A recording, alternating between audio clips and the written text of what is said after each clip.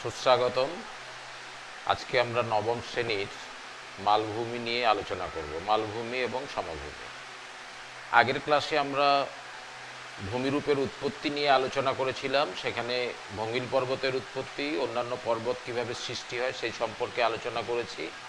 আজকে আমরা মালভূমি ও সমভূমি, অর্থাৎ ভূমিরূপ যে তিন প্রকার হয়, পর্বত, মালভূমি এবং সমভূমি, আজকে আমাদের শেষ অংশটি, অর্থাৎ মালভূমি এবং সমভূমি। প্রথমেই আসি আমরা মালভূমি কাকে বলে। পর্বতের ক্ষেত্রে আমরা পেয়েছিলাম সুউচ্চ, সুবিস্তৃত, অধিক খাড়া ঢাল বিশিষ্ট।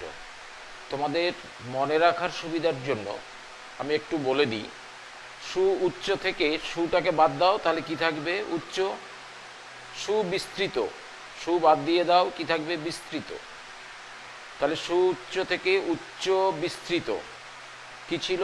অধিক খাড়া ঢাল বিশিষ্ট। আমরা এখানে কি বলবো? উভয় দিকে বা ভিন্ন দিকে খাড়া ঢাল বিশিষ্ট ভূমিকে বা আমরা কি বলবো? মালভূমি। তাহলে মালভূমি আর পর্বতের মধ্যে একই রকম সাদৃশ্য আছে, কিন্তু ইন্টেন্সিটি অর্থাৎ তীব্রতা, উচ্চতার দিক থেকে সুউচ্চ, সুবিস্তৃত না হয়ে শুধু বিস্তৃত, অধিক খাড়া ঢাল বিশিষ্ট না হয়ে শুধু খাড়া ঢাল বিশিষ্ট।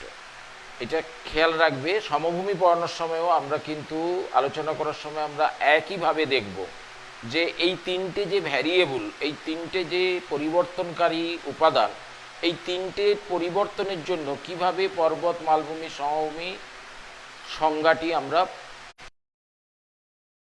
সাধারণভাবে পর্বতের ক্ষেত্রে আমরা জানি 600 মিটারের অধিক, 1000 মিটার, তো কিন্তু পর্বত ভূমির উচ্চতা 300 থেকে 600 সাধারণভাবে বলা হয়, কিন্তু আমরা যদি প্রকৃতিতে দেখি অনেক মালভূমি আছে 600-রও অনেক অধিক।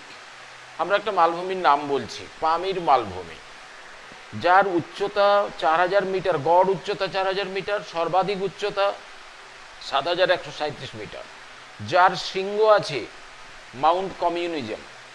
অতএব মালভূমি এইভাবে উচ্চতা দিয়ে আমরা কিন্তু সংজ্ঞা কখনোই মনে রাখবো না। এদের উচ্চতা কি হতে পারে? 300 থেকে 4000 মিটার পর্যন্ত হতে পারে। তার মানে মালভূমি 300 থেকে নিচে হলে তাকে আমরা বলছি সমভূমি। সাধারণত মালভূমি জানতাম, কিন্তু এখন আমরা কি বলছি? 300 থেকে অধিক, 4000-6000 মিটার উঁচু পর্যন্তও হতে পারে। অর্থাৎ উচ্চতা দিয়ে আমরা সেটাকে মনে রাখবো না কখনোই। এখন আমরা দেখি কিভাবে চিনবো আমরা মালভূমিকে। তো মালভূমির নানা রকম বৈশিষ্ট্য আছে, অর্থাৎ উপাদানগুলো নানা রকম। এটি তাহলে কি হবে? বিস্তৃত। এটি কি হবে? উভয় দিকে বা ভিন্ন দিকে খাড়া ঢাল বিশিষ্ট।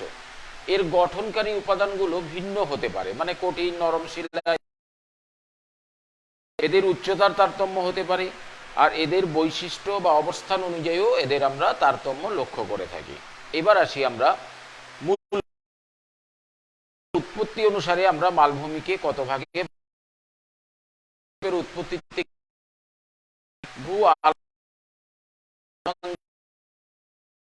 হলো মহাদেশ, মহাসাগরগুলি সৃষ্টির মূল কথা।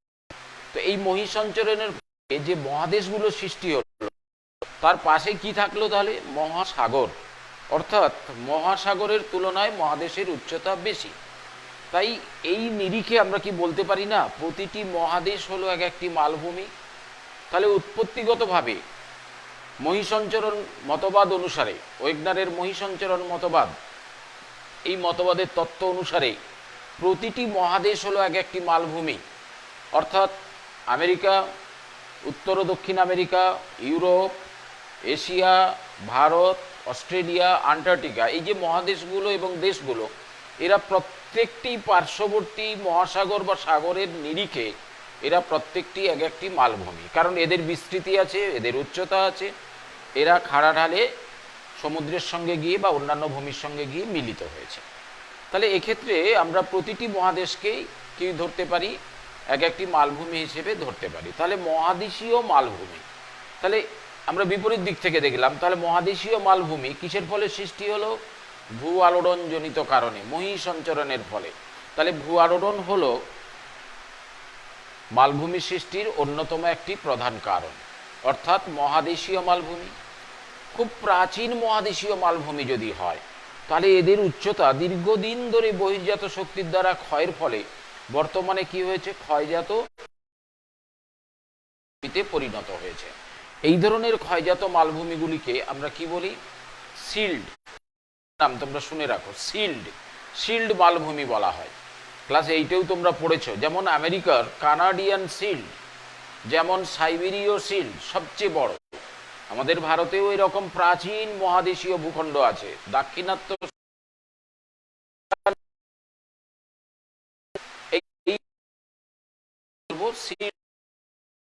প্রাচীন মহাদেশগুলো শিল্ড মালভূমিতে পরিণত হয়, কিন্তু সব মালভূমি শিল্ড নয়। তাহলে এখানে আরেকটি প্রশ্ন চলে আসছে আমাদের, সব মালভূমি নয়। যারা খুব কম বয়সে, যারা সবে তৈরি, পর্বত দ্বারা যদি কোনো বেষ্টিত কোনো মালভূমি হয়, অর্থাৎ ভূ আলোড়নজনিত কারণে, মহীসঞ্চরণজনিত কারণে কি তৈরি হয় আমাদের? আমরা জেনেছি গতদিন গিরিজনী আলোড়ন, আর কি শুনেছিলাম? মহীভাবক আলোড়ন।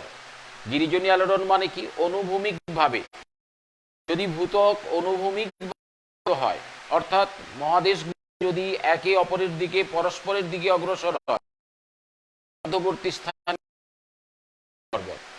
এরূপ ভঙ্গিল পর্বত সৃষ্টি হওয়ার কালে দুই ঊর্ধ্বভঙ্গের মাঝখানের যে অধভঙ্গ অংশগুলি থাকে, সেই অধভঙ্গ অংশগুলিতে সর্বদাই যে অধভঙ্গ বা নিচু উপত্যকা হবে এমন কোনো কথা দিক থেকে চাপজনিত কারণে তাদের মধ্যবর্তী স্থান উঁচু হয়ে গিয়ে কি তৈরি হতে পারে?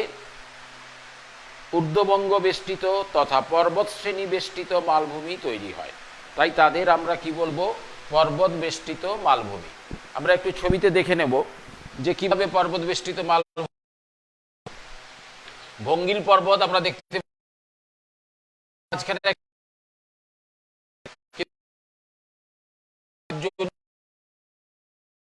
ঊর্ধ্ববঙ্গ অবনমিত ভূমিভাগ অপেক্ষাকৃত উঁচু হয়ে চতুর্দিকে মালভূমি তৈরি হলো, তাকেই আমরা কি বলবো?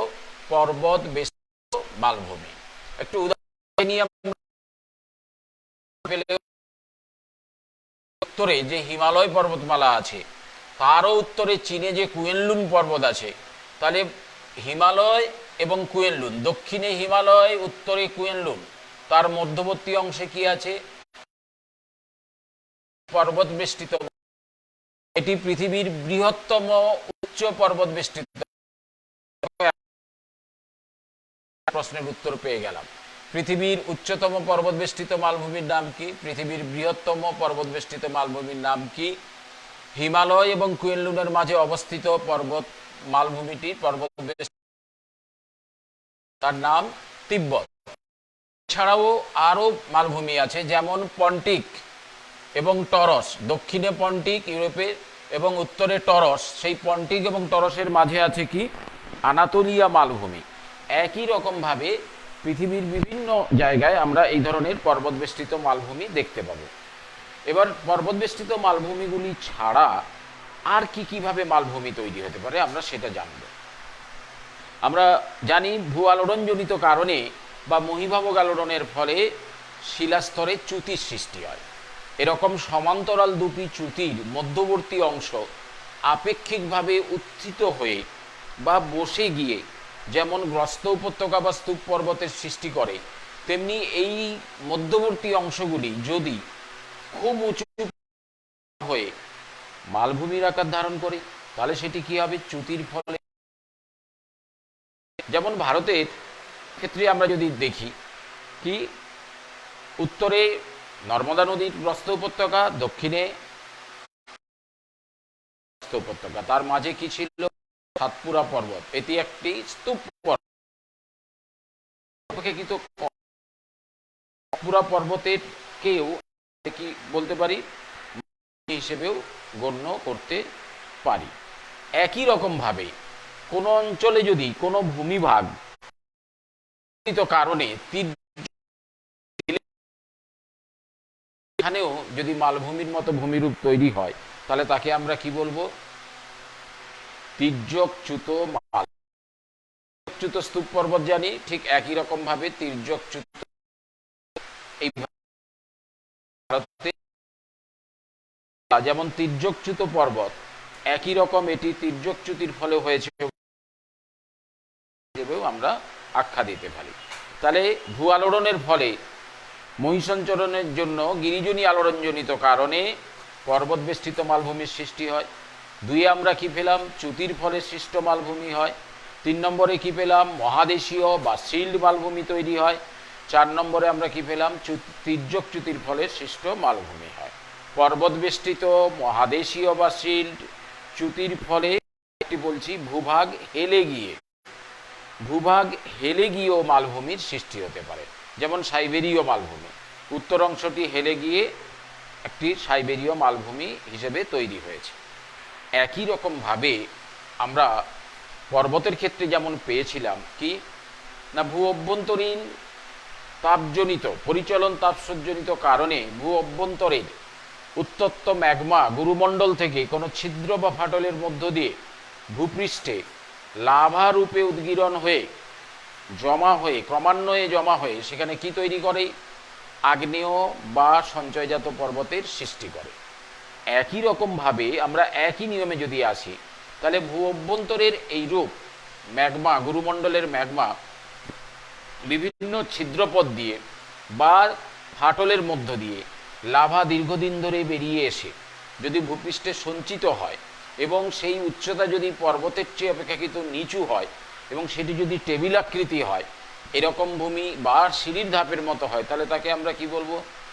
সঞ্চয়জাত মালভূমি বা লাভা গঠিত মালভূমি। একটা উদাহরণ দেখে নিই আমরা। ভারতে আমাদের এরকম প্রকৃষ্ট উদাহরণ আছে। ভারতের দাক্ষিণাত্য মালভূমি আমরা এইমাত্র বললাম কি এটি একটি মহাদেশীয় মালভূমি। তো এই মহাদেশীয় মালভূমির উত্তর পশ্চিম অংশে মহারাষ্ট্র, কর্ণাটকের উত্তর অংশ, তামিলনাড়ুর পশ্চিম অংশ, অন্ধ্রপ্রদেশের দক্ষিণ পশ্চিম অংশ, গুজরাটের দক্ষিণ অংশ, এই বিস্তৃত প্রায় 5 লক্ষ বর্গ কিমি জায়গা জুড়ে আজ থেকে 7 থেকে 13 কোটি লক্ষ বছর আগে অর্থাৎ ক্রিটেশিয়াস উপযুগে কোনো রকম বিস্ফোরণ ছাড়া একাধিক ছিদ্রপথ দিয়ে লাভা উদ্গীরণ হয়েছিল এবং এই লাভা ক্রমান্বয়ে সঞ্চিত হয়ে পশ্চিম থেকে পূর্বে সিঁড়ির ধাপের ন্যায় সঞ্চিত হয়ে যে মালভূমিটির সৃষ্টি করে তাকে আমরা কি বলি? ডেকান ট্র্যাপ। আবার একটা প্রশ্ন আমাদের এসে গেল, ডেকান ট্র্যাপ এটি একটি সুইডিশ শব্দ। ডেকান মিন্স দাক্ষিণাত্য, ট্র্যাপ মিন্স সিঁড়ির ন্যায় ভূমি, স্টেয়ার লাইক। অতএব দাক্ষিণাত্য মালভূমি অঞ্চলে উত্তর পশ্চিম অংশে যে সিঁড়ির মালভূমির সৃষ্টি হয়েছে সেটি লাভা গঠিত, তাই একে আমরা কি বলবো? ডেকান ট্র্যাপ। এই ডেকান ট্র্যাপ ভূমির একটি বিশিষ্ট উদাহরণ। তাহলে এটি কি হলো? সঞ্চয় কার্যের ফলে। আবার আমরা আলোচনা করি আলোড়নের ফলে সৃষ্টি হলো, ভূ অভ্যন্তরীণ লাভা সঞ্চিত হয়ে মালভূমির সৃষ্টি হলো। এবার দেখি ক্ষয় কার্যের ফলে কি ধরনের মালভূমির সৃষ্টি হয়। ক্ষয়ের ফলে মালভূমির সৃষ্টি হয় তাতে আমরা কিভাবে দেখব? কোনো একটা উচ্চ মালভূমি দীর্ঘদিন ধরে, যার বয়স অনেক, তার মধ্য দিয়ে কঠিন নরম শিলা থাকার জন্য বৃষ্টিপাত বা বহির্জাত প্রক্রিয়ার দ্বারা তার মধ্য দিয়ে সৃষ্ট বিভিন্ন নদী ওই মালভূমির উপর দিয়ে প্রবাহিত হলে নরম শিলা দ্রুত ক্ষয়প্রাপ্ত হয়ে বিস্তীর্ণ নদী উপত্যকার সৃষ্টি করে। এক বা একাধিক যদি এরকম বিস্তীর্ণ মালভূমি কোনো নদী উপত্যকা, এক বা একাধিক নদী উপত্যকা দ্বারা বিচ্ছিন্ন হয়, তাহলে তাকে আমরা কি বলবো? ব্যবচ্ছিন্ন মালভূমি। অর্থাৎ একটা বিস্তীর্ণ মালভূমি একাধিক ভাগে বিভক্ত হয়ে ব্যবচ্ছিন্ন মালভূমি তৈরি করে। আমরা একটু দেখে নিই এরকম ব্যবচ্ছিন্ন মালভূমি। দ্বিতীয় ছবিটা আমরা লক্ষ্য করছি, একটা বিস্তীর্ণ উচ্চ মালভূমি ছিল, সেই মালভূমির মধ্য দিয়ে 2টি নদী উপত্যকার সৃষ্টি হয়েছে এবং পুরো মালভূমিকে 3টি ভাগে বিচ্ছিন্ন করলো। তাই এই তিনটি হলো বর্তমানে ব্যবচ্ছিন্ন মালভূমি। একই রকম আমরা দ্বিতীয় পয়েন্টসে যেটা বলেছিলাম, সঞ্চয়জাত মালভূমি বা লাভা মালভূমি সিঁড়ির ধাপের ন্যায় সৃষ্টি হয়েছে, ডেকান ট্র্যাপ এই রূপ দেখতে। তাহলে ব্যবচ্ছিন্ন মালভূমির আমরা একটু উদাহরণ দেখে নিই। আমরা ভারতের ক্ষেত্রে এরকম মালভূমির উদাহরণ কিন্তু আমরা পাবো। ভারতে ছোটনাগপুর মালভূমির নাম তোমরা শুনেছ। ছোটনাগপুর মালভূমির পশ্চিম থেকে পূর্ব দিকে উচ্চতা ক্রমশ নিচু হয়ে আমাদের পশ্চিমবঙ্গের পশ্চিমে ক্ষয়জাত মালভূমি রূপে অবস্থান করছে। তো এই ছোটনাগপুর মালভূমিতে দুটো উল্লেখযোগ্য নদী যেটা আমাদের পশ্চিমবঙ্গের সঙ্গেও খুব যুক্ত, যেমন নাম শুনেছ তোমরা দামোদর নদ। এই দামোদর নদ ছোটনাগপুর মালভূমিকে যে প্রথম দুটি ভাগে ভাগ করলো, হাজারিবাগ, অপর অংশের নাম হলো কি রাঁচি। এই রাঁচি এবং হাজারিবাগ মালভূমির মধ্যবর্তী অংশ দিয়ে কি প্রবাহিত? দামোদর নদ। এই দামোদর নদের উপত্যকা রাজারাপ্পার কাছ দিয়ে প্রবাহিত হয়েছে, অর্থাৎ রাঁচি এবং অংশে দেখতে পাই বা রাঁচি মালভূমি, যে রাঁচি যে মালভূমির উপর অবস্থিত, সেই রাঁচি মালভূমি মধ্যম উচ্চতা সম্পন্ন এবং তার দক্ষিণে বা পূর্ব দিকে যে অংশ রয়েছে মালভূমিটি সৃষ্টি করলো তাকে আমরা কি বলবো? তাকে আমরা বলবো হাজারিবাগ মালভূমি। এটি সবচেয়ে নিম্ন মালভূমি। রাঁচির অপেক্ষাকৃত উত্তর অংশ দিয়ে আমরা কি দেখব? সুবর্ণরেখা নদী। এই সুবর্ণরেখা নদী যেটি পশ্চিমবঙ্গকে ছুঁয়ে গেছে, এই সুবর্ণরেখা নদী ছোটনাগপুর মালভূমির সর্বোচ্চ অংশ এবং রাঁচি মালভূমির মধ্যবর্তী অংশ দিয়ে আরেকটি উপত্যকা, অর্থাৎ সুন্দর সুবর্ণরেখা উপত্যকা দুটি ভাগে ভাগ করল। অর্থাৎ দামোদর নদ উপত্যকা উভয় মিলে ছোটনাগপুর মালভূমিকে তিনটি ভাগে ভাগ করলো। একটি নেতারহাট, অপরটি রাঁচি এবং অপরটি হাজারিবাগ মালভূমি। অর্থাৎ ছোটনাগপুর মালভূমি একটি ব্যবচ্ছিন্ন মালভূমির প্রকৃষ্ট উদাহরণ। একই রকমভাবে আমরা বলতে পারি মহানদী, চম্বল, এই নদীগুলি, সোন, এরাও মধ্য ভারতের উচ্চভূমিতে, বুন্দেলখণ্ড, বাঘেলখণ্ড, এই মালভূমিগুলিও এই ধরনের ব্যবচ্ছিন্ন মালভূমির রূপে সৃষ্টি হয়েছে। বুন্দেলখণ্ড, বাঘেলখণ্ড। একই রকমভাবে দাক্ষিণাত্য মালভূমির দিকে যদি আমরা লক্ষ্য করি, দাক্ষিণাত্য মালভূমির উপর দিয়ে কি আছে? গোদাবরী, কৃষ্ণা, কাবেরী নদী। কর্ণাটকের যে বৃহৎ মালভূমি আছে, সেই মালভূমি মালনাদ এবং ময়দান এই দুটি অংশে বিভক্ত হয়েছে, এই মালভূমি দুটি। তাই পশ্চিম অংশের মালনাদ এবং পূর্বাংশের ময়দান, এই মালনাদও একটি কিসের উদাহরণ? ব্যবচ্ছিন্ন মালভূমির উদাহরণ। কৃষ্ণা নদীর বিভিন্ন উপনদী এই মালভূমিকে কি করেছে? বিচ্ছিন্ন করেছে। এছাড়া যে মালভূমির সৃষ্টি হয় তাদের মধ্যে হলো ক্ষয়প্রাপ্ত মালভূমি, অর্থাৎ একটা মালভূমি বহুদিন ধরে ক্ষয়প্রাপ্ত হয়ে ক্ষয়প্রাপ্ত মালভূমিতে পরিণত হয়। অনেক সময় মালভূমির উভয় দিকে ক্ষয়ের ফলে সেটি একটি টেবিল আকৃতি মালভূমিতেও পরিণত হতে পারে, যেমন আফ্রিকার সিনাই উপদ্বীপ। এরকম একটি অধিত্যকার উদাহরণ। তো এই অধিত্যকাকে টেবিল ল্যান্ড বলা হয়। তাহলে মালভূমি অনেকটা দেখতে কার মতো? টেবিল ল্যান্ডের মতো দেখতে। তাই সময় টেবিল ল্যান্ড হিসেবেও অপর নাম হিসেবে ধরতে পারি। আমরা অন্য মালভূমি উৎপত্তিগতভাবে ভূ আলোড়নের ফলে সৃষ্ট মালভূমি, সঞ্চয় বা অগ্নুৎপাদনে সৃষ্ট মালভূমি, ক্ষয়কার্যের ফলে সৃষ্ট মালভূমি জাল। এবার আসছি আমরা অন্যান্য মালভূমি। অন্যান্য মালভূমি কীরকম? যেমন কোনো একটি অঞ্চল যদি বালুকণা দ্বারা পূর্ণ হয়ে উঁচু হয়ে অবস্থান করে, তাহলে তাকে আমরা কি বলতে পারি? বালুকণা বেশি কোথায় পাবো আমরা? মরু অঞ্চলে। তাকে আমরা কি বলতে পারি? মরু মালভূমি। যেমন পাকিস্তানের পাটোয়ার মালভূমি। একই রকমভাবে যদি তুষারাবৃত কোনো উঁচু ভূমির সৃষ্টি হয়, যেমন আন্টার্কটিকা বা গ্রিনল্যান্ড, এরকম তাকে আমরা কি বলবো? তাকে আমরা বলবো তুষার মালভূমি। একই রকমভাবে কোনো পর্বত পাদদেশে যদি সমভূমি না হয়ে যদি মালভূমির আকারে সৃষ্টি করে, তাকে আমরা কি বলবো? পিডমন্ট মালভূমি। আফ্রিকার উত্তর পশ্চিমে আটলাস পর্বতের পাদদেশে এরকম পিডমন্ট মালভূমি লক্ষ্য করা যায়। পিডমন্ট মালভূমি, pied means piedmont, mont means mountain, আর পিয়েড মিন্স পাদদেশীয়, অর্থাৎ পিডমন্ট মালভূমি মানে পাদদেশীয় মালভূমি। আমরা একটু ছবিতে দেখে নেব, একটি পর্বত আছে এবং এই পর্বতের নিম্ন অংশে পেডিমেন্ট অর্থাৎ একটি পিডমন্ট মালভূমির উদাহরণ। একই রকমভাবে টেবিল ল্যান্ড, এই টেবিল ল্যান্ডগুলি যেমন দেখতে এটি ক্ষয়প্রাপ্ত হয়ে অবশিষ্ট বা ছোট টেবিল অপেক্ষা ছোট যদি ভূমি তৈরি হয় তাকে আমরা কি বলবো, বিউট, আর অপেক্ষাকৃত বড় হলে তাকে মেসা। টেবিল ল্যান্ড বা সমমালভূমি, বিউট এবং মেসা এগুলো কিন্তু এক এক ধরনের ক্ষুদ্র মালভূমি। এছাড়া আমরা মালভূমির সঙ্গে আমাদের মানব জীবনের একটি ওতপ্রোত সম্পর্ক আছে। মালভূমিকে কি বলি, যেমন ছোটনাগপুর মালভূমিকে ভারতের খনিজ ভাণ্ডার বলা হয়, কারণ এই ক্ষয়প্রাপ্ত মালভূমির মধ্যে প্রচুর ভূ অভ্যন্তরস্থ খনিজ দ্রব্য ভূপৃষ্ঠের প্রায় কাছাকাছি চলে আসে, খনিজ দ্রব্য উত্তোলনে সুবিধে হয়।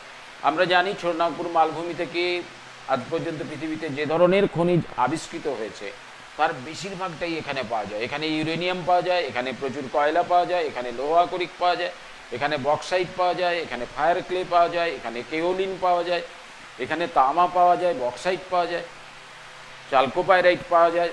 অতএব যে ধরনের খনিজ অর্থাৎ মালভূমি খনিজ ভাণ্ডার। একই রকমভাবে তোমরা ক্লাস 8-এ পড়ে এসছো, কোথায়, কানাডিয়ান শিল্ড অঞ্চলও এরকম খনিজ ভাণ্ডার। অর্থাৎ আমরা যদি ব্রাজিলের দিকে দেখি, ব্রাজিল মালভূমি, সেখানেও কিন্তু প্রচুর পরিমাণ লৌহ আকরিক পাওয়া যায়। তো ভারতের ছোটনাগপুরে আমরা কয়লা, লৌহ আকরিক এগুলো প্রচুর পরিমাণে পাই। তাই এটি যেমন আছে তেমনি একই রকমভাবে জানবো কি আমরা, এখানে বনভূমি পাওয়া যায়, বনভূমি থেকে কাষ্ঠ সংগ্রহ হয়, এখানে বিভিন্ন ধরনের যে লাল মাটি তৈরি হয় সেই লাল মাটিতে চাষও ভালো হয় যদি সেখানে জলসেচের ব্যবস্থা করা যায়, অর্থাৎ বাদাম, কাজু বাদাম এগুলি ভালো চাষ করা যায়। অনেক জায়গায় উচ্চ মালভূমিতে চা চাষও করা হচ্ছে পরীক্ষামূলকভাবে। অর্থাৎ অর্থনৈতিক দিক থেকেও মালভূমির গুরুত্ব আমাদের পর্বতের চেয়ে অপেক্ষাকৃতভাবে আমাদের কাছে মানব জীবনের ক্ষেত্রে অনেক উপযোগী। এবার আমরা চলে যাচ্ছি সমভূমি, সমতল ভূমি, সমভূমি, প্রায় সমতল ভূমিকে আমরা কি বলবো, সমভূমি। অর্থাৎ সমুদ্র উপকূল থেকে বা সমুদ্র জলতল থেকে অনুচ্চ, আমরা আগের সংজ্ঞাতে বলেছিলাম শুধু উচ্চ, এখন কি বলছি, অনুচ্চ। আমরা বলেছিলাম বিস্তৃত, এখন বলবো সুবিস্তৃত। আর কি বলেছিলাম ওখানে, উভয় দিকে খাড়া ঢাল বিশিষ্ট, এখন আমরা কি বলবো, মৃদু ঢাল বিশিষ্ট। অর্থাৎ অনুচ্চ, সুবিস্তৃত, মৃদু ঢাল বিশিষ্ট, প্রায় 300 মিটারের কম উঁচু। কিন্তু আমরা বারবারই বলছি আমি, উচ্চতা দিয়ে আমরা কোনো ভূমিরূপকে সঠিক আইডেন্টিফাই করব না, আমরা তার বৈশিষ্ট্য দিয়েই বলবো। সুবিস্তৃত, অনুচ্চ, সমুদ্রপৃষ্ঠ থেকে অনুচ্চ, সুবিস্তৃত, মৃদু ঢাল বিশিষ্ট ভূমিভাগকে আমরা কি বলবো, সমভূমি। তোমরা ভালো করেই জানো আমরা যে অঞ্চলে বাস করছি সেটিও একটি কিন্তু সমভূমি। তাহলে উৎপত্তিগতভাবে আমরা চলে যাই সমভূমিকে কভাগে আমরা ভাগ করব। একই আলোড়নের ফলেও সমভূমি তৈরি হতে পারে। অর্থাৎ সমুদ্র থেকে কোনো ভূমিভাগ যদি উত্থিত হয়, সমুদ্র থেকে যদি কোনো ভূমিভাগ উত্থিত হয় বা বসে যায় সমুদ্রতল, তাহলে তার পার্শ্ববর্তী অঞ্চল কি হতে পারে, সমভূমি আকারে সৃষ্টি হতে পারে। সমুদ্রতল থেকে উঁচু হলে সেটি উন্নত সমভূমি, আর কোনো উঁচু ভূমি যদি বসে সমুদ্রতলের প্রায় সমানে আসে তাকে আমরা কি বলবো, অবনত সমভূমি। তাহলে ভূ আলোড়নজনিত কারণে আমরা প্রধানত দুটো ভাগে ভাগ করলাম, একটা উন্নত সমভূমি আর একটা অবনত সমভূমি। উন্নত সমভূমির উদাহরণ আমরা কি পাবো, স্টেপ, স্টেপ সমভূমি এরকম একটি উন্নত সমভূমির উদাহরণ। একইভাবে তুরানের নিম্নভূমি, ভূমিভাগ বসে গিয়ে সৃষ্ট সমভূমির উদাহরণ। একই রকমভাবে সাইবেরিয়ার উত্তর অংশ অপেক্ষাকৃতভাবে মৃদুঢাল বিশিষ্ট হয়ে উত্তরে বসে গিয়ে কি তৈরি করেছে, ভূমিভাগ হেলে গিয়ে বিস্তীর্ণ সাইবেরীয় সমভূমি তৈরি করেছে। এই সাইবেরীয় সমভূমি পৃথিবীর বৃহত্তম সমভূমি। এবার আমরা যাচ্ছি ক্ষয়কার্যের ফলে সৃষ্ট সমভূমি। ডব্লিউ.এম. ডেভিস, আমরা এর আগে বলেছিলাম ডব্লিউ.এম. ডেভিস ভূমিরূপের জনক। তিনি ভূমিরূপের উৎপত্তি সম্পর্কে ভূমির ক্ষয়ের ফলে যে সমভূমির সৃষ্টি হয়, উচ্চভূমি ক্ষয়প্রাপ্ত হয়ে যে সমপ্রায় সমভূমির সৃষ্টি হয়, প্রায় সমতল ঢেউ খেলানো, তাকে তিনি নাম দিয়েছেন সমপ্রায় ভূমি। তিনি বলেছেন পিনি প্লেন, পিনি মিনস অলমোস্ট, প্লেন মিন সমভূমি, অর্থাৎ উচ্চ সমুদ্রতলের উচ্চতা সম্পন্ন ভূমিকে আমরা কি বলবো, পেনিপ্লেন বা। এর বিশেষ উদাহরণ যদি আমরা দেখি, আমেরিকা যুক্তরাষ্ট্রের পেনিপ্লেন সমভূমি রয়েছে এবং তার উপরে কি থাকে, এই উচ্চভূমির অবশিষ্টাংশ রূপে এর মধ্যে কি থাকে, টিলা বা পাহাড় থাকে। তা এই টিলা বা পাহাড়গুলিকে আমরা কি বলবো, মোনাডনক, অর্থাৎ পেনিপ্লেন বা সমপ্রায় সমভূমির ওপর মোনাডনক অবশ্যই থাকবে।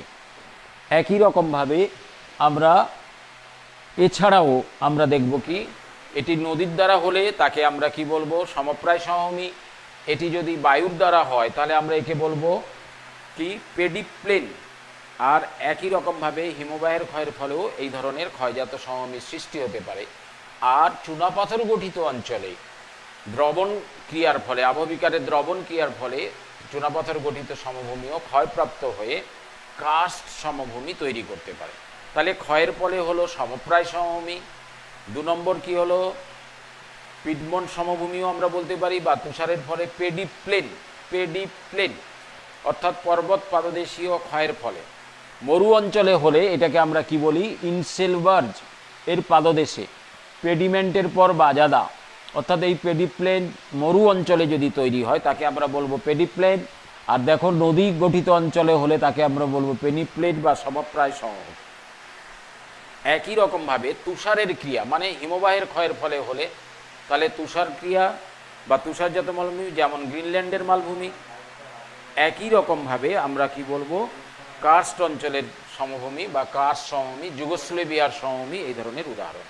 এবার আমরা আসছি সঞ্চয় কার্যের ফলে কিভাবে সমভূমি তৈরি হয়। সঞ্চয় কারা করবে, নদী, বায়ু, হিমবাহ, সমুদ্র তরঙ্গ, এই 4টি বহির্জাত শক্তি এক একটি বিশেষ ধরনের সমভূমি তারা তৈরি করে। নদী তার প্রবাহ পথে বাহিত বিভিন্ন পলি উভয় দিকে সঞ্চয় করে পলল সমভূমি তৈরি করতে পারে, যেমন মধ্যগাঙ্গেয় সমভূমিতে আমরা দেখব পলল সমভূমি। একই রকমভাবে নদীতে প্লাবন বা বন্যার ফলে যে সমভূমি তৈরি হয় তাকে আমরা কি বলবো, প্লাবন সমভূমি। একইভাবে নদীবাহিত পুলিডুড়ি কাকর সমুদ্র উপকূলে মোহনায় গিয়ে সঞ্চয় করে যে বিস্তীর্ণ আকৃতির মাত্রাহীন বয়ের ন্যায় যে বিস্তীর্ণ সমভূমি তৈরি করে তাকে আমরা কি বলবো, বদ্বীপ সমভূমি। একইভাবে সমুদ্র উপকূলবর্তী অঞ্চলে সমুদ্র তরঙ্গ এবং নদী অন্যান্য প্রাকৃতিক শক্তির সঞ্চয়জনিত কারণে যে সমভূমি তৈরি হয় তাকে আমরা কি বলবো, উপকূলীয় সমভূমি। যেমন দীঘা উপকূলীয় সমভূমি, যেমন গঙ্গা ব্রহ্মপুত্র সমভূমি পৃথিবীর বৃহত্তম সমভূমি, যেমন নিম্নগাঙ্গীয় সমভূমি প্লাবন সমভূমির উদাহরণ। একইভাবে কোনো জায়গায় উচ্চ পার্বত্য অঞ্চলের থেকে যদি নদী প্রবাহিত হয় তাহলে সেই নদী তার নিম্নদেশে কোনো নিচু অংশে এসে জল যদি জমা হয় সেখানে কি তৈরি করে, হ্রদ। পার্বত্য অঞ্চল থেকে বয়ে আসা নদীগুলি পলি নুড়ি কাকর তার পাদদেশে সঞ্চয় করে যে সমভূমি তৈরি করে হ্রদের তীরবর্তী অঞ্চলে তাদেরকে আমরা কি বলবো, হ্রদ সমভূমি। এর বিশিষ্ট উদাহরণ হলো আমাদের কাশ্মীর উপত্যকা অঞ্চল। হিমালয় পার্বত্য অঞ্চল থেকে নদীগুলি পলি বালি নুড়ি ক্ষয় করে এনে কাশ্মীর উপত্যকা অঞ্চলে সঞ্চয় করে, তোমরা জানো কারেওয়া সমভূমি ওকে বলা হয়, কারেওয়া। এখানে কি হয়, জাফরান চাষ সবচেয়ে ভালো হয়। যদি কখনো কাশ্মীরে যাও, শ্রীনগর যাও, দেখবে ওখানে প্রচুর জাফরান গাছ আছে। হ্রদের নাম তোমরা জানো, ডাল হ্রদ, উলার হ্রদ। এই ডাল হ্রদের তীরবর্তী অঞ্চলে যে বিস্তীর্ণ সমভূমি তাকেই আমরা বলছি কারেওয়া সমভূমি। এটি একটি হ্রদ সমভূমির উদাহরণ। একই রকমভাবে মরু অঞ্চলে বায়ু এবং জলধারা বাহিত পেডিমেন্টের পরবর্তী অংশে সঞ্চয় করে যে সমভূমি তৈরি করে তাকে আমরা কি বলবো, বাজার সমভূমি। সমভূমি হলো মরু অঞ্চলে, অর্থাৎ আটলাস পর্বতের দক্ষিণ অংশে সাহারা মালভূমিতে এরকম বাজাদা সমভূমি দেখা যায়। একইভাবে মরু অঞ্চলে প্রবল বায়ুপ্রবাহজনিত কারণে মরু অঞ্চলের বালুকা রাশি বায়ু দ্বারা বাহিত হয়ে বায়ুর বেগ কমে গেলে তা পরবর্তী অংশে সঞ্চয় করে যে সঞ্চয়জাত সমভূমি তৈরি করে তাকে আমরা কি বলবো? লোয়েস সমভূমি। চীনের হোয়াংহো অববাহিকার দক্ষিণ পশ্চিমে আছে গোবি মরুভূমি। এই গোবি মরুভূমি থেকে হরিদ্রাব বা হলুদ রঙের মৃত্তিকা বা বালুকণা উড়িয়ে নিয়ে গিয়ে কি করে? এই বায়ুপ্রবাহ উচ্চ হোয়াংহো অববাহিকায় সঞ্চিত করে এবং ওই সঞ্চিত পদার্থগুলো উপর দিয়ে যখন হোয়াংহো নদী প্রবাহিত হয়, হোয়াংহো নদীর জল ওই নরম কণাগুলোকে কি করে? দ্রবীভূত করে এবং নদীর জলে ওটি যায়। নদীর জলের রং পাল্টে যায়, হলুদ রঙের অবস্থান করে হরিদ্রাব এবং গিয়ে মোহনায় গিয়ে সঞ্চয় করে। তাই যেখানে গিয়ে মিলিত হয়েছে হোয়াংহো নদী তার নাম যেমন পিতসাগর, তেমনি হোয়াংহো নদীর অপর নামও হয়ে গেল কি? পিত নদী। অর্থাৎ মরু অঞ্চলের বালুকারাশি উড়িয়ে নিয়ে গিয়ে একটি বিস্তীর্ণ অঞ্চলে ওই বালুকারাশি সঞ্চিত হয়ে হোয়াংহো উচ্চ অববাহিকা অঞ্চলে সমভূমি তৈরি করল। তাহলে এবার আমরা দেখে নিই সমভূমি কত রকম হলো সঞ্চয়জাত। পলল সমভূমি, প্লাবন সমভূমি, বদ্বীপ সমভূমি, একই রকমভাবে আমরা দেখব হ্রদ সমভূমি, বাজাদা সমভূমি। একই রকমভাবে আমরা কি দেখব? মরু অঞ্চলে যেমন বাজাদা সমভূমি, একই রকম মরু অঞ্চলের লোয়েস সমভূমি। আবার আমরা দেখব কি না, অনেক সময় নদীর বাহিত বিভিন্ন পদার্থ যেমন উপকূলে এসে পৌঁছায়, উপকূল সমভূমি এবং সমুদ্র তরঙ্গের সঞ্চয়ের ফলেও এটি তৈরি হতে পারে। এবং এই সমুদ্র তরঙ্গ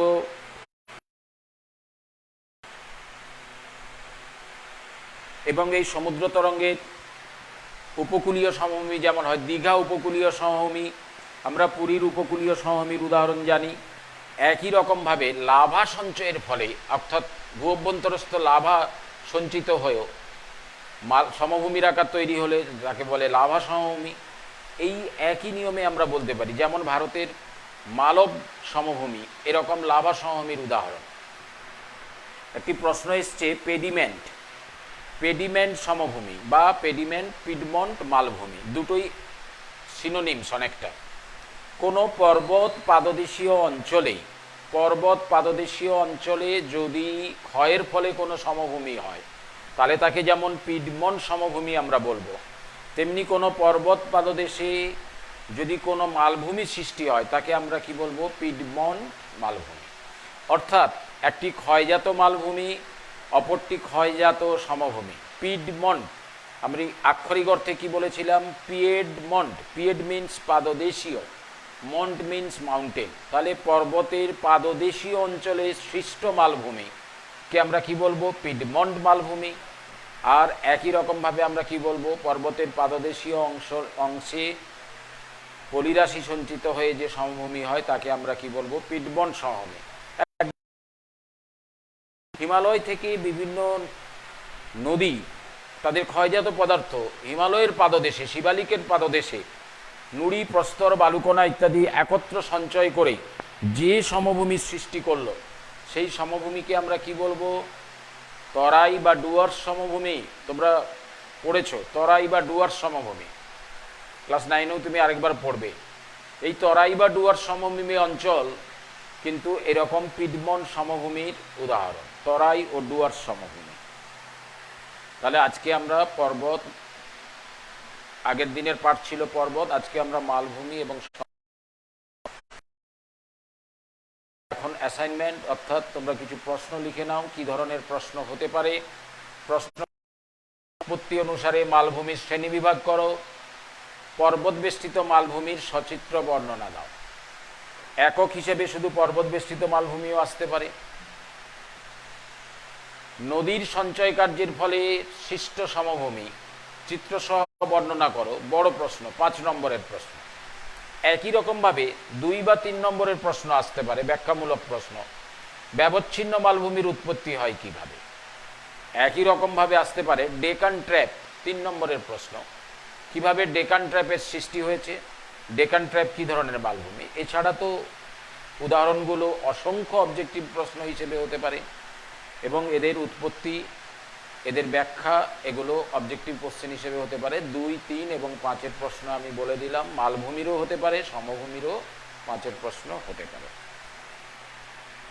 আমরা এবার দশম শ্রেণীর একটা অংশ নিয়ে আলোচনা করব। আমরা দশম শ্রেণীতে এর আগের ক্লাসে যেটা আলোচনা করেছিলাম সমুদ্র স্রোত, সমুদ্র স্রোত নিয়ে আলোচনা করেছিলাম। এই চ্যাপ্টারটি ছিল আমাদের বায়ুমণ্ডল। এই বায়ুমণ্ডলের মধ্যে অপর একটি অংশ আমাদের আজকের আলোচনায় রয়েছে। সেই অংশটির নাম কি? একটি ছিল সমুদ্র স্রোত, অপরটি ছিল জোয়ার ও ভাটা। তোমরা ক্লাস 9-এ পড়েছো জোয়ার ভাটা। আর আমরা আমাদের নিকটবর্তী যে নদী গঙ্গা, সেই গঙ্গায় গেলে আমরা দেখি গঙ্গা নদীর জলতল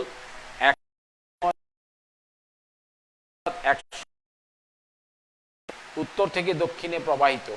তার জল সর্বদা উত্তর থেকে বা উচ্চ অংশ থেকে নিম্ন দিকে যাওয়ার কথা। দেখে কোনো কোনো সময় আমরা লক্ষ্য করি কি, নদীর নিম্ন প্রবাহ থেকে মোহনার দিক থেকে জল উপরের দিকে কিন্তু যাচ্ছে, মানে বিপরীতগামী স্রোত, যেটাকে আমরা বলি উজান ভাটা। উজানের দিক মানে উঁচু দিক, যেটাকে আমরা বলি একটা হচ্ছে ক্যাটাবেটিক আর একটা হচ্ছে অ্যানাবেটিক।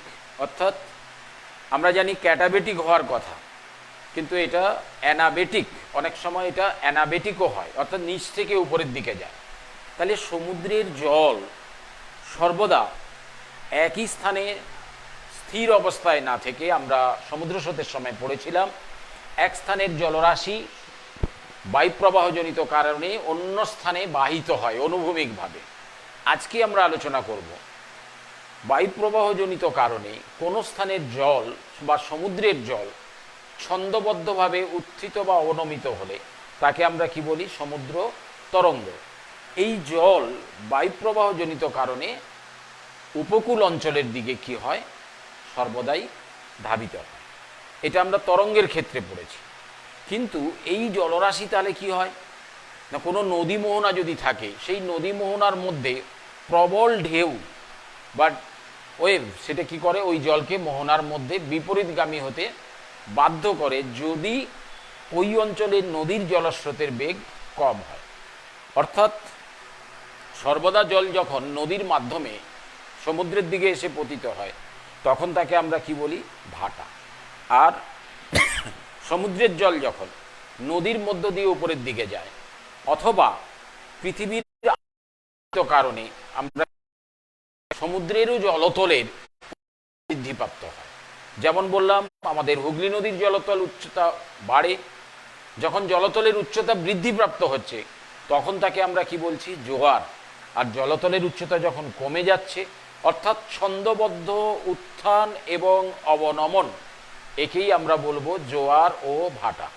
অবনমন ভাটা, উত্থান হলে আমরা কি বলবো? জোয়ার। অর্থাৎ আপলিফটমেন্ট, সাবমার্জ।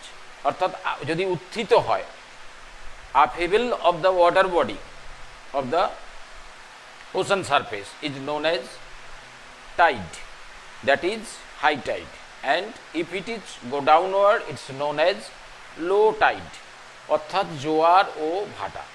এবার চলে আসি জোয়ার ভাটার সৃষ্টির কারণ। কি কারণে জোয়ার ভাটা হয়? আমি আলোচনা প্রসঙ্গেই তোমাদের এক্ষুনি বললাম কি না, পৃথিবীর আবর্তন, ক্লাস 9-এ আমরা পড়েছিলাম, পৃথিবীর আবর্তন হলো জোয়ার ভাটা সৃষ্টির একটি অন্যতম কারণ। পৃথিবী কোন দিক থেকে কোন দিকে প্রবাহিত হয়, মানে গতিশীল। The rotation of the earth is west to east. তাহলে পৃথিবী যদি নিজে, তার উপরে কি রয়েছে? জলরাশি। পৃথিবী নিজেই আবর্তিত হচ্ছে পশ্চিম থেকে পূর্বে, তাহলে আমরা জলরাশিকে কি দেখব? পূর্ব থেকে পশ্চিমে যেতে দেখব। আবার পৃথিবীর আবর্তনজনিত গতিবেগজনিত কারণে স্থির জলকে পশ্চিম থেকেও পূর্বে যেতে দেখব। অর্থাৎ পৃথিবীর আবর্তনজনিত কারণে জলতল, এক জায়গার জল অন্য জায়গায় গিয়ে কি হতে পারে? পুঞ্জীভূত হতে পারে। এই পুঞ্জীভূত জলরাশিকেই আমরা কি বলছি? জোয়ার। আর যে স্থানের জল অপসারিত হয়ে অন্যত্র চলে গেল, সেই জায়গায় কি হলো? জলতলের উচ্চতা কমে গেল।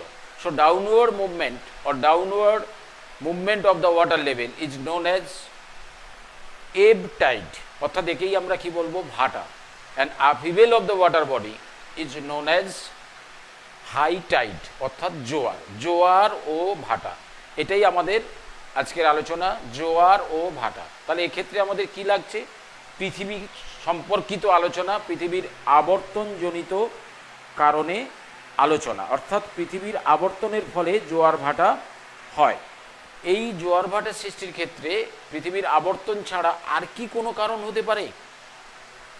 আমরা তো একজন আমায় প্রশ্ন করে মানে জিজ্ঞাসা করলো, স্যার আমি গঙ্গা নদী দিয়ে বাড়ি যখন আমি ওপারে যাচ্ছিলাম হাওড়ার দিকে, তখন জলতল কি ছিল, অনেক ভরা ছিল। আবার যখন আমি বিকেলে ফিরছিলাম তখন দিলাম জলতল অনেক নেমে গেছিল। অর্থাৎ ও একবার জোয়ারের সময় পারাপার করেছে, একবার ভাটার সময় করেছে। অর্থাৎ দিনে একবার জোয়ার একবার কি ভাটা হয় তা নয়। জোয়ার এবং ভাটার ক্ষেত্রে আমরা দেখব দিনে দুবার জোয়ার দুবার ভাটা হয়। It's twice in a day. তাহলে একদিন সমান কত ঘন্টা? 24 ঘন্টা। এই 24 আওয়ার্সের মধ্যে দুবার জোয়ার দুবার ভাটা হবে, এব অ্যান্ড টাইড দুবার। তো এই দুবার জোয়ার দুবার ভাটা কি জন্য হয়? নিশ্চয়ই এর কোনো কারণ আছে। এবার আমরা চলে আসি দ্বিতীয় কারণ যেটি, সেটি কি না নিউটনস ল। কি বলছে? প্রতিটি বস্তু অপর একটি বস্তুকে কি করবে, নিজের দিকে আকর্ষণ করবে, গ্র্যাভিটি ফোর্স, তাদের মাধ্যাকর্ষণ শক্তি। তাহলে বড় বস্তু ছোট বস্তুকে যেমন আকর্ষণ করে, দেখি আমরা এখানে দেখে নিই পৃথিবী ছাড়া আর কোন জ্যোতিষ্ক রয়েছে পৃথিবীর সঙ্গে? পৃথিবীর সঙ্গে কি রয়েছে? সূর্য, সৌরজগতের। আর অপরদিকে রয়েছে অপর একটি, তার নাম কি? চাঁদ, উপগ্রহ। তাহলে পৃথিবী নিজে গ্রহ, তার একটি উপগ্রহ আছে চাঁদ, আর এদিকে কি রয়েছে? সূর্য। তাহলে আমাদের জোয়ার ভাটা সৃষ্টির আলোচনা প্রসঙ্গে তিনটি জ্যোতিষ্কের কথা এসে গেল। একটি সূর্য বা নক্ষত্র, অপরটি গ্রহ পৃথিবী, অপরটি একটি উপগ্রহ, তার নাম চাঁদ।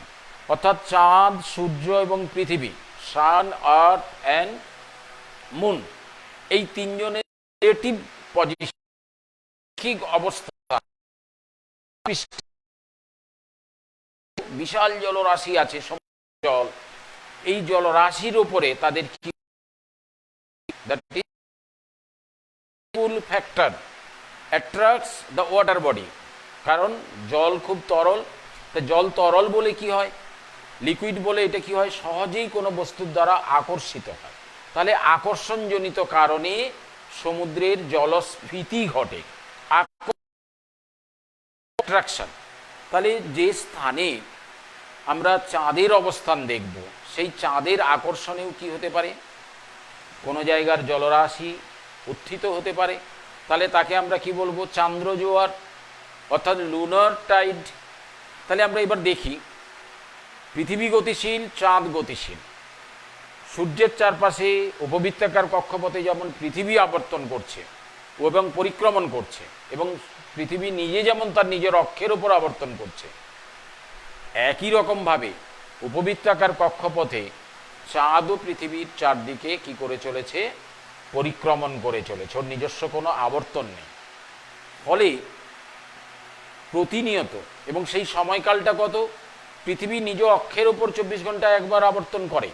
তাহলে এখন আমরা দেখি, চাঁদের যদি আবর্তন না থাকে, তাহলে চাঁদ যে জায়গায় আছে, এখন পৃথিবী যে জায়গায় আছে, কোনো একটি নির্দিষ্ট পৃথিবীর নির্দিষ্ট অংশ চাঁদের সম্মুখে আছে। আমরা জানি পৃথিবী থেকে চাঁদের গড় দূরত্ব কত? 3,84,000 কিমি, এবং এই নিকটবর্তী চাঁদের অবস্থান। তাহলে এই চাঁদের আকর্ষণে পৃথিবীর জলরাশি স্ফীত হতে পারে যে জায়গায় এখন চাঁদের অবস্থান রয়েছে। The position of the moon will attract the water body of the earth surface, then it is called lunar tide. একই রকমভাবে সূর্য পৃথিবী থেকে প্রায় 15 কোটি কিলোমিটার দূরে আছে। তো এই 15 কোটি কিলোমিটার দূরে অবস্থান করার জন্য 255 গুণ বড় কার থেকে? চাঁদের থেকে সূর্য। কিন্তু 15 কোটি দূরে, অর্থাৎ 391 গুণ দূরত্ব বেশি কার? সূর্যের। এত দূরে আছে, নিউটনের ল অনুযায়ী, গ্র্যাভিটি ল অনুযায়ী কি হবে? যে 2.2 গুণ বেশি চাঁদের আকর্ষণ পৃথিবীর উপর হয়, যদিও সূর্য চাঁদের চেয়ে প্রায় 250-255 গুণ বেশি বড়, তার ভর বেশি, তার সত্ত্বেও অনেক দূরে আছে বলে, ফার্দেস্ট ডিস্টেন্সে আছে বলে এর অ্যাট্রাকশন ফোর্স পৃথিবীর ওপরে বা জলরাশির ওপরে বা সমুদ্রের জলের ওপর ততখানা প্রভাবিত হয় না। তাই সূর্যের আকর্ষণে জোয়ারের প্রাবল্য আমাদের এখানে কি হয়, পৃথিবীর ওপরে অপেক্ষাকৃত কম, যেটি কি হয় চাঁদের আকর্ষণে অধিক হয়। অর্থাৎ চাঁদের আকর্ষণে যে স্থানে তাহলে জোয়ার হয় সেই জোয়ারকে আমরা কি বলবো, চান্দ্র জোয়ার বা মুখ্য জোয়ার, অর্থাৎ এর প্রাবল্যটা বেশি হবে। তাহলে যে স্থানে চাঁদের আকর্ষণ হবে সেই স্থানে তাহলে কি হবে, জোয়ার হবে বা চান্দ্র জোয়ার। এবং তার সমকোণস্থিত স্থানের যে জলরাশি, সেই জল কি হবে, চাঁদের আকর্ষণে, চাঁদের অবস্থানের যে লম্ব অবস্থান, সেই লম্ব অবস্থানে এসে জল কি হবে, স্ফীত হবে এবং জোয়ার হবে। তাহলে সমকোণস্থিত স্থানের জলের অবতল অবস্থান হবে, তখন সেটাকে আমরা কি বলবো, ভাটা। আমরা একটু ছবিতে দেখে নিই কিভাবে জোয়ার ভাটা তৈরি হয় পৃথিবী এবং সূর্য এবং চাঁদের অবস্থানজনিত কারণে। তাহলে তিনটি অবস্থান চাই আমাদের।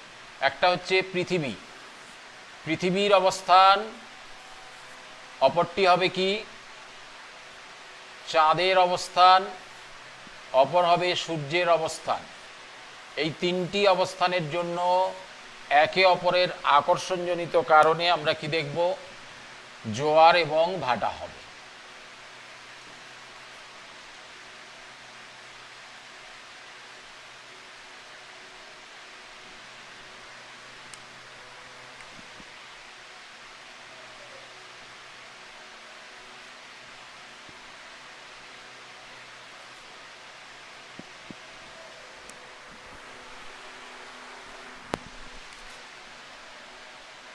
আমরা ধরে নিচ্ছি এই মুহূর্তে সূর্যের অবস্থান এইরকম জায়গায় রয়েছে, একই রকমভাবে চাঁদের অবস্থান আমরা ধরে নিচ্ছি এরকম জায়গায় রয়েছে। অর্থাৎ চাঁদ পৃথিবীর চতুর্দিকে যেমন ঘুরছে উপবৃত্তাকার কক্ষপথে, পৃথিবীও সূর্যের চতুর্দিকে তার উপবৃত্তাকার কক্ষপথে অবস্থান করছে। তাহলে চাঁদ, এই পৃথিবী আর এই হচ্ছে সূর্য, সান, আর্থ অ্যান্ড মুন। তো এখন মুনের সঙ্গে এই জায়গায় চাঁদের আকর্ষণে আমি কি বললাম, জোয়ারের প্রাবল্যটা বেশি হবে, ফার্দেস্ট। চাঁদের আকর্ষণে যে জোয়ার হলো, তাহলে এখানে কি হবে, চাঁদ আমরা কি বলবো, প্রাইমারি টাইড, প্রাইমারি অর্থাৎ মুখ্য, একে আমরা কি বলবো, মুখ্য জোয়ার। তাহলে কি বলেছিলাম, এর সমকোণস্থিত স্থান মানে 90 ডিগ্রি অ্যাঙ্গেল, এখান থেকে এইটা 90 ডিগ্রি অ্যাঙ্গেল। তাহলে এই সমকোণস্থ স্থানগুলিতে কি হবে, জলতলের উচ্চতা কমে গিয়ে তৈরি হলো ভাটা। তাহলে জোয়ার, মুখ্য জোয়ার, প্রাইমারি টাইড, মুখ্য জোয়ার। তাহলে এখানে হলো জোয়ার, এর সমকোণস্থিত স্থানে কি হলো, ভাটা।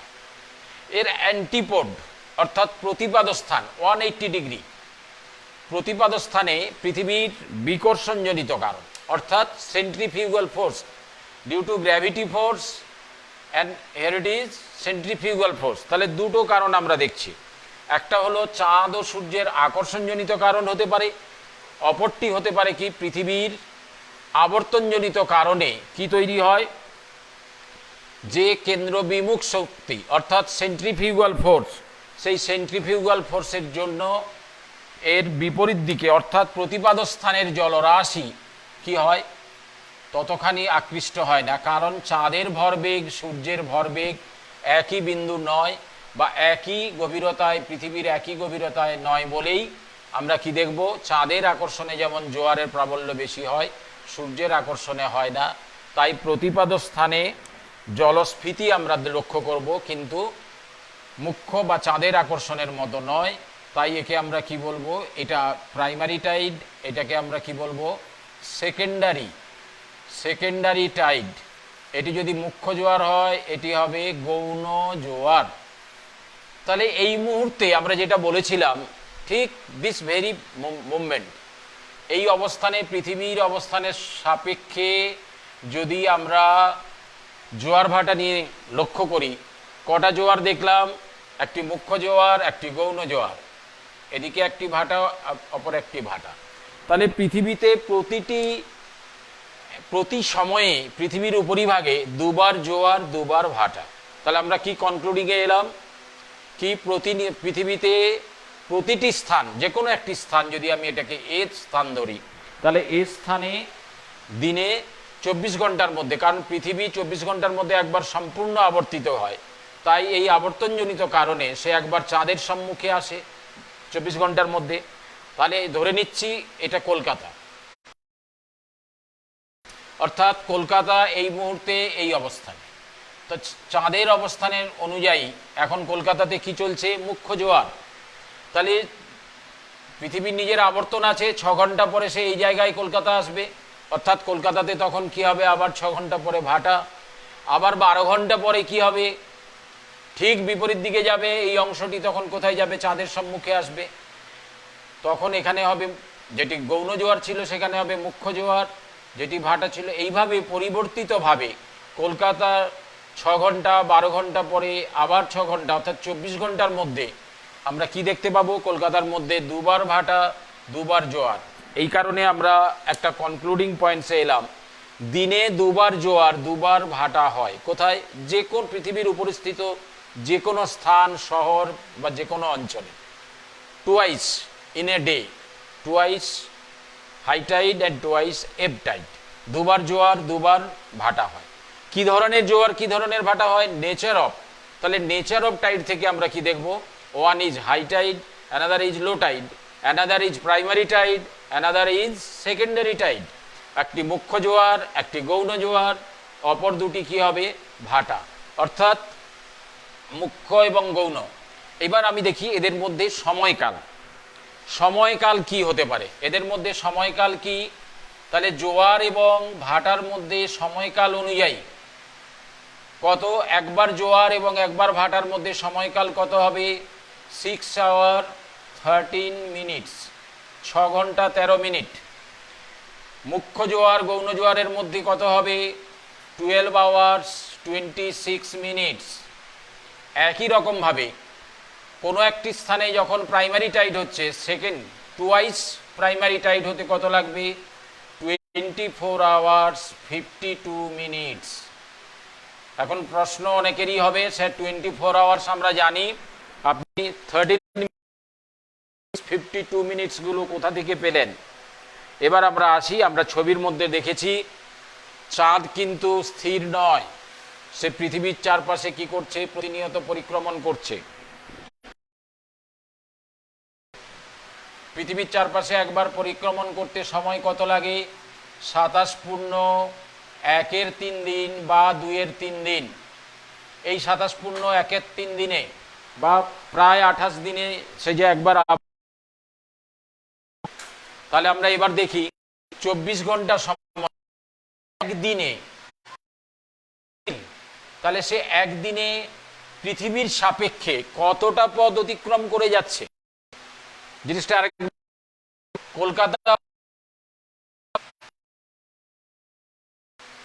কলকাতার সম্মুখে আজকে 24 ঘন্টা এসে পৌঁছাবে, অর্থাৎ কলকাতা। কিন্তু যখন সে পৌঁছালো, এসে দেখলো চাঁদ ওই জায়গায় নেই, কারণ 24 ঘন্টা সময়ের মধ্যে চাঁদ তার গতিপথে কিছুটা পথ অতিক্রম করে গেছে। সেই অতিক্রান্ত পথটি কতটা? পৃথিবীর সাপেক্ষে দ্রাঘিমারে ডিগ্রি পথ, 13 ডিগ্রি পথ। এই 13 ডিগ্রি পথ অতিক্রম করছে, অর্থাৎ একদিনে পৃথিবীর চতুর্দিকে একবার চাঁদের ঘোরা মানে কত? 360 ডিগ্রি পথ অতিক্রম করা। 60 ডিগ্রি যদি ঘুরতে সময় কত লাগে ওর? 27 দিন। বা এটা দিয়ে যদি আমরা ভাগ করি, তাহলে 24 ঘন্টায়, অর্থাৎ 27 দিন, একদিনে সে ডিগ্রি পথ অতিক্রম করে। এই সে চলে গেছে এই 13 ডিগ্রি পথ। তাহলে দ্বিতীয় দিন 24 ঘন্টার পর কলকাতায় এই স্থানটিতে এসে যখন দেখবে চাঁদ ওই স্থানে নেই, সে 13 ডিগ্রি পথ আরও দূরে সরে গেছে। ওই জায়গায় কলকাতার পৌঁছাতে আমরা জানি 1 ডিগ্রি দ্রাঘিমাতে 4 মিনিট করে সময় লাগে। তাহলে 13 into 4, 13 degree into 4 minute, that is 52 minute. অর্থাৎ আজকে যে স্থানে মুখ্য জোয়ার হয়েছিল সেই মুখ্য জোয়ারটি দ্বিতীয় দিন হবে যখন, তখন তাকে আরও পৃথিবীর সাপেক্ষে 13 ডিগ্রি পথ অতিক্রান্ত করতে হবে। তখন সে চাঁদের সম্মুখে এসে পৌঁছাবে, অর্থাৎ কলকাতা। এবং কলকাতাতে দ্বিতীয়বার কি হবে? প্রাইমারি টাইড দেখা যাবে। এই জন্যই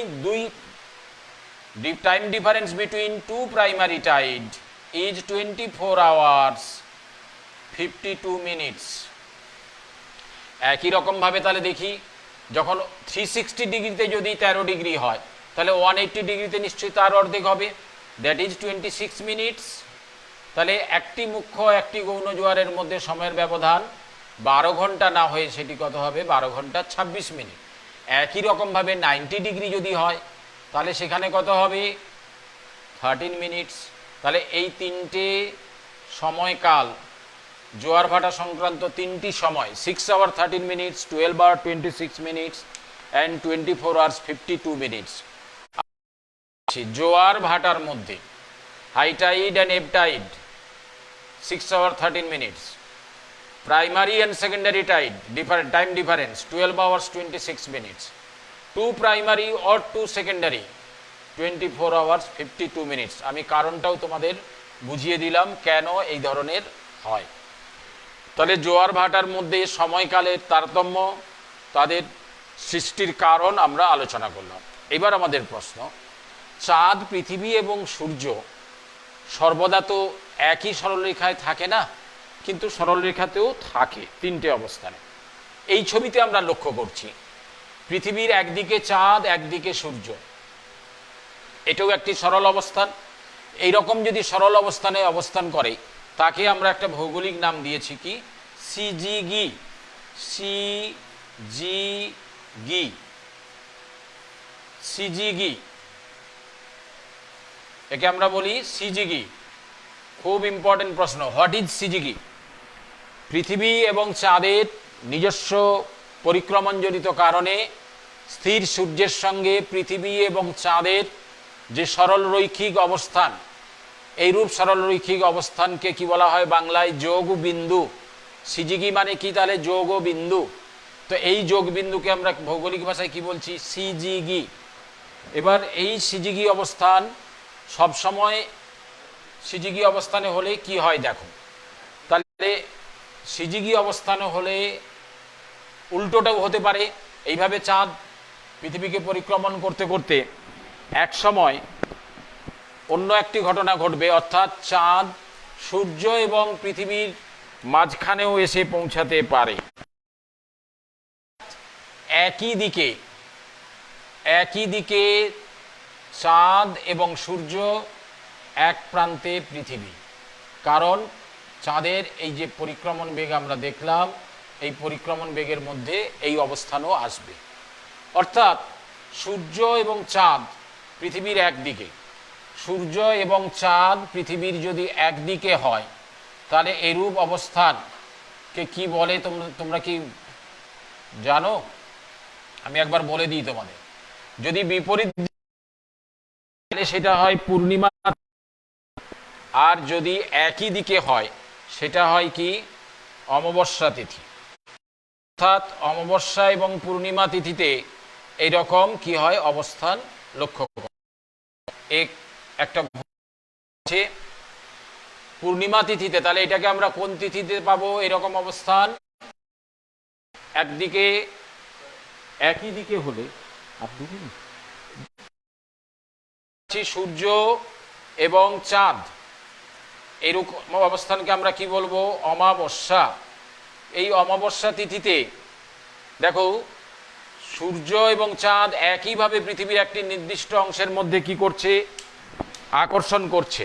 তাই এই জোয়ারের প্রাবল্য কি হবে? অপেক্ষাকৃত অধিক।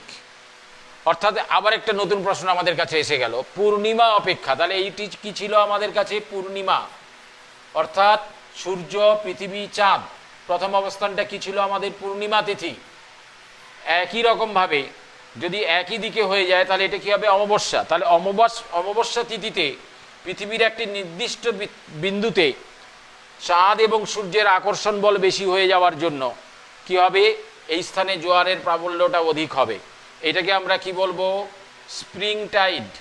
Spring tide. একই রকমভাবে একে আমরা কি বলবো বাংলায়? ভরা কোটাল। আর যদি সূর্যের অবস্থান কি হয়? 90 ডিগ্রিতে হয়, অর্থাৎ এরকম যদি হয় তাহলে কি দেখতে পাবো আমরা তখন? এটা হবে অমাবস্যা বা পূর্ণিমার, মানে new moon and full moon. এইটা ছিল নিউ মুন, এইটা ছিল নিউ মুন অমাবস্যা, আর এটা কি ছিল? ফুল মুন, পূর্ণিমা, ফুল মুন। এটি হবে কি? Ashtami, first and third quarter of the new moon and full moon.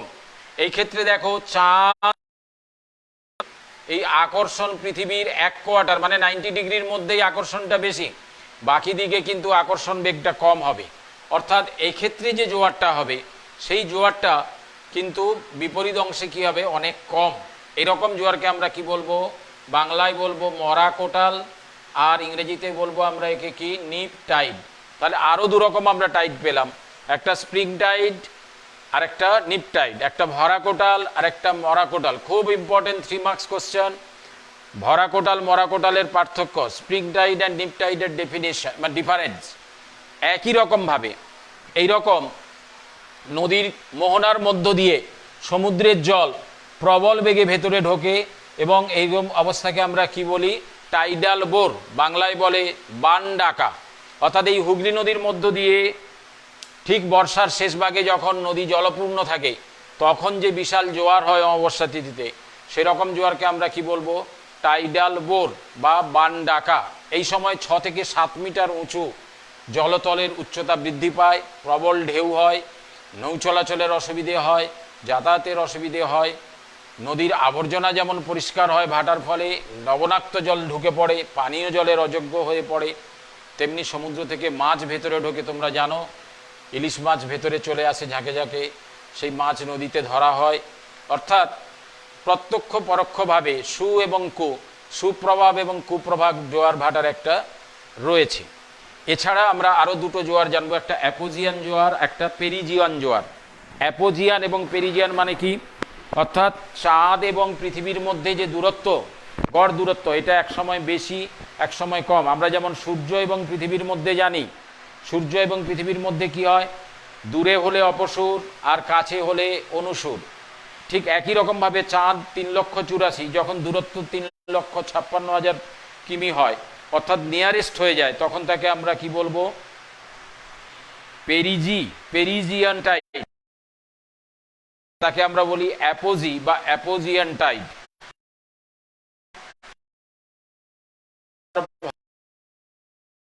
অ্যাপোজিয়ান Tide, পেরিজিয়ান Tide R tidal bore.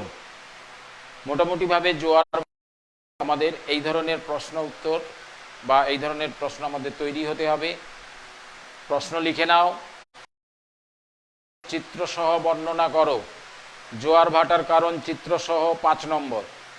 ভরা কোটাল মরা কোটালের পার্থক্য 3 নম্বর। 2 মুখ্য জোয়ারের মধ্যে সময়ের ব্যবধান 24 ঘন্টা 52 মিনিট হয় কেন? 3 marks. Apogee perigee 2 marks, syzygy 2 marks. এরকম প্রশ্ন, বাকি অনেক অবজেক্টিভ প্রশ্ন আছে। সবাইকে ধন্যবাদ, সবাইকে ধন্যবাদ। আমরা বারিমণ্ডলের চ্যাপ্টারটি শেষ করলাম। একটি ছিল সমুদ্র স্রোত, অপরটি ছিল কি? জোয়ার ভাটা। তোমরা এই চ্যাপ্টার থেকে একটা প্রশ্ন মাধ্যমিকে অবশ্যই পাবে, এবং সেটা 5 মার্কসেরও থাকবে, একটি 3 মার্কসেরও থাকবে, 2 মার্কসেরও থাকবে, আবার অবজেক্টিভ তো থাকবেই। অতএব এই চ্যাপ্টারটি তোমরা ভালো করে তৈরি হবে। আমরা মহাসাগর এই চ্যাপ্টারটা কিন্তু শেষ করলাম, বা বারিমণ্ডল, যেটাকে আমরা কি বলেছিলাম? হাইড্রোস্ফিয়ার। এই চ্যাপ্টারের 2টো পার্ট ছিল, ওশান কারেন্ট আর টাইড। আমরা 2টো অংশেই 2 দিন ক্লাসে আমরা কিন্তু এটা শেষ করলাম। Thank you.